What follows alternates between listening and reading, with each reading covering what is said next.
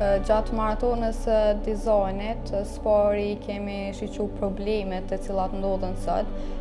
Si një ndër probleme më kryesor e kemi pa që është edukimi i fëmijëve dhe atëherë kena marrë si ide që me kriju një lojë që me stimulu ata që t'i edukohen në një farë mënyre, po edhe të jetë zbavitse.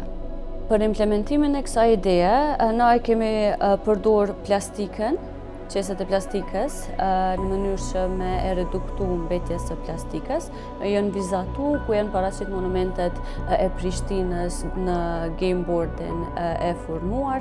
Gjithashtu kemi përdor edhe kapakat e plastikës që me i formu karakteret, kemi 3D printu, kemi bo kartat me informata, edhe gjithashtu kretë kjo board game është transformuese, pasi që kjo është brenda një çante, e cila mundet me u hap edhe mundet me u shfrytëzu edhe si çantë, po në të njëjtën kohë në momentin kur ti dëshiron me lyp bashkë me fëmijët e tu ose të gjithë së bashku mundeni me lujt edhe muar këtu edhe me mësu diçka të re. Përmes lojës jemi të mbrojt ambientin, jemi të eduku fëmijët.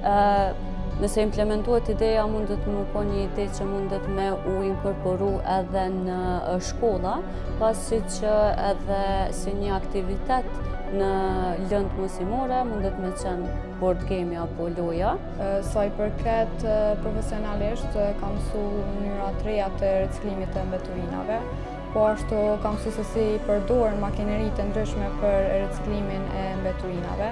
Ndërsa sa i përket atë aspektit personal, ka nimu që me zhvillu aftësitë e mia të menduarit kritik, ku për shembull disa mbetje që i kam pa, apo disa materiale që i kam pa të paduveshme, tash i shoh si mundësi burimesh.